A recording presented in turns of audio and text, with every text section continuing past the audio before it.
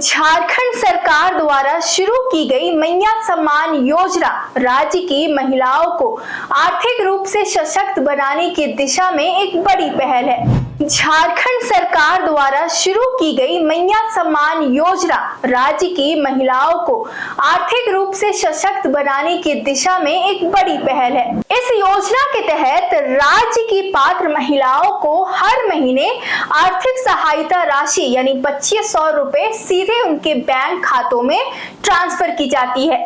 इस योजना की किस्त हर महीने लाभार्थियों के बैंक खातों में क्रेडिट कर दी जाती है। इस राशि से ग्रामीण और आर्थिक रूप से कमजोर वर्ग की महिलाएं अपनी छोटी मोटी जरूरतों, बच्चों की शिक्षा और स्वास्थ्य संबंधित खर्चों के लिए किसी अन्य पर निर्भर नहीं रहती है। हालांकि हाल ही के दिनों में इस योजना के सुचारू संचालन में एक बड़ा बदलाव देखने को मिला है और वो है भौतिक सत्यापन यानी फिजिकल वेरिफिकेशन की प्रक्रिया।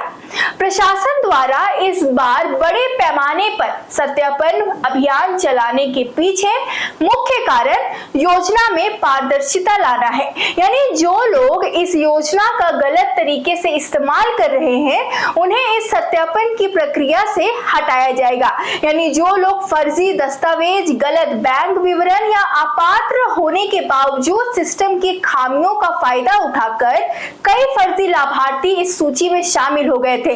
प्रशासन का उद्देश्य इन फर्जी लाभार्थियों की पहचान कर उन्हें सूची से बाहर करना है ताकि राज्य के सीमित संसाधनों का दुरुपयोग रुके और सरकार का पैसा सीधे उन सच्चे और जरूरतमंद पात्र लाभार्थियों तक पहुंच सके जो वास्तव में इस आर्थिक मदद के हकदार है। यह कदम योजना के दीर्घकालीन और निष्पक्ष इम्प्लीमेंटेशन के लिए जरूरी तो था, लेकिन इसके इम्प्लीमेंटेशन के तरीके ने धरातल पर एक नया संकट खड़ा कर दिया है। अब अगर हम जमशेदपुर की बात करें तो वहां भी सत्यापन की प्रक्रिया चल रही है। बता दें लगभग 2 से 3 लाख लाभुक महिलाएं सत्यापन प्रक्रिया के लिए घंटों लाइन में लगी नजर आ रही है और यही वजह है कि महिलाओं में भारी आक्रोश भी देखने को मिल रहा है। जमशेदपुर और इसके आसपास के इलाके में इन दिनों भीषण गर्मी का प्रकोप चरम पर है, जहां पारा 42 डिग्री से 43 डिग्री सेल्सियस तक पहुंच चुका है। इस जानलेवा तापमान और उमस के बीच दूर दराज के गांवों पर और कस्बों से चलकर आई गरीब महिलाएं घंटों घंटों लंबी लाइनों में खड़ी रहने को मजबूर है। हालात इस कदर खराब हो चुके हैं कि तेज धूप, पानी की कमी और भीषण उमस के कारण कई महिलाएं कतारों में खड़े खड़े ही बेहोश होकर जमीन पर गिर रही है। चलिए उनका आपको बयान सुनवाते हैं। कि वो लोग परेशान कर रहा है हम लोग को। पैसा मिल रहा था? पैसा तो मिलता है, हमेशा पैसा मिलता है। कितना देर से खड़ा है? 1 घंटा से हो गया, 1-2 घंटा। यहाँ से वहाँ बोरा करने अपना धूप में खड़ा कर दिया। बाहर में जगह है फिर भी कोई व्यवस्था नहीं है, अच्छा से कर रहा है। परेशान हो गया है। पानी उनी का व्यवस्था है यहाँ? पानी सब अपना बोतल लेके आए हैं। यहाँ व्यवस्था क्या है? पता नहीं है व्यवस्था है कि नहीं, वो तो व्यवस्था तो किया नहीं है कुछ भी। तो परेशान ही हो रहा है सत्यापन के नाम पर। तो क्या करे, सरकारी चीज़ है, परेशानी तो हो गई थोड़ा, है ना?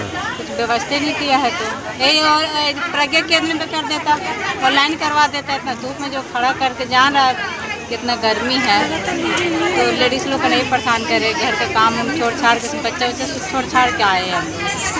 बेहोश हो जा रहा है, हाँ, कोई बेहोश हो के गिर भी जा रहा है। बेहोश होकर गिर भी जा रहा है? हाँ, इतना धूप है, इतना कड़ा है। तो क्या नाम है आपका? क्षमता नहीं है। क्या नाम है?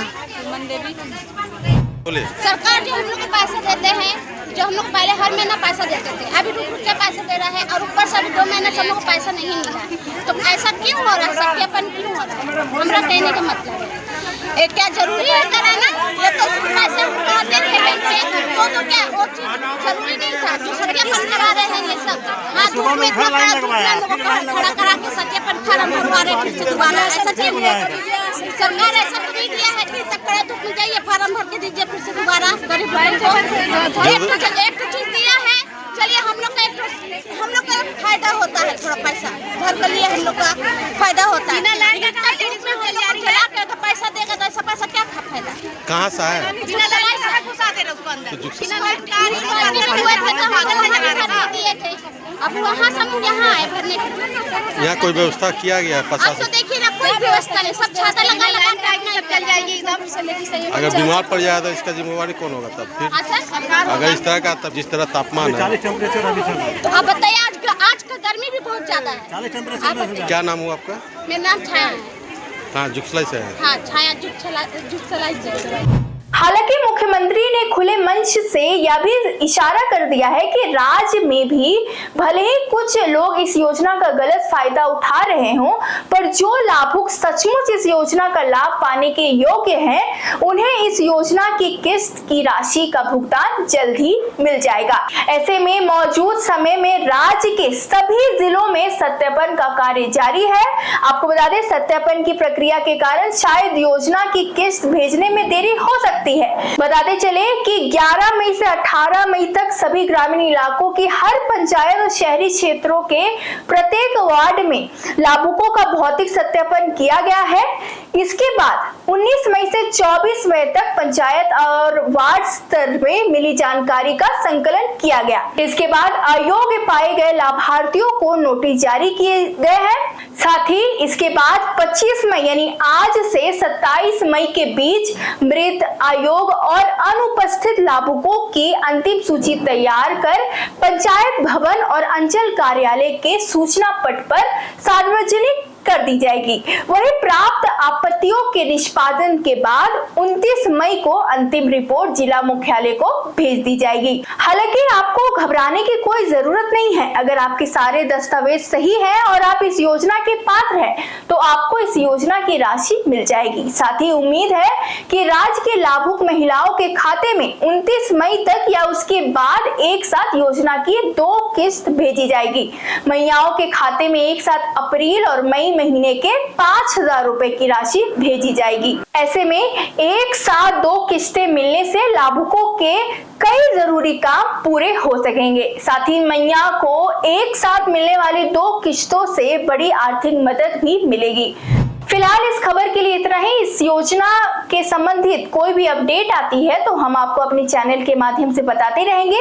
तब तक के लिए इस खबर पर आपकी क्या राय है, आपकी राशि आई कि नहीं और आपको क्या दिक्कतों का सामना करना पड़ रहा है, वो भी हमें कमेंट बॉक्स पर लिखकर जरूर बताएं। तब तक के लिए वीडियो को लाइक करें, चैनल को सब्सक्राइब करें और ऐसे ही खबरों के लिए देखते रहे द न्यूज़ पोस्ट। बहुत बहुत शुक्रिया।